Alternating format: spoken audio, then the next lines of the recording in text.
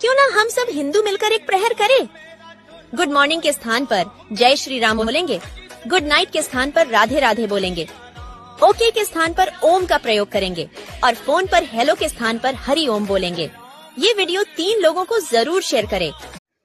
டப்பில் இந்த மாதிரி தண்ணி பெருக்கிட்டு நீங்கள் லிக்விடை தேவையான அளவு ஊற்றிட்டு இந்த மாதிரி நீங்கள் பாத்திரங்களை ஒரு லேசாக ஒரு தண்ணி கழுவிட்டு இப்படியே நீங்கள் தேய்ச்சி எடுத்தீங்கன்னா ரொம்ப ஈஸி, பாத்திரங்களும் நல்லா பளிச்சுன்னு இருக்கும்.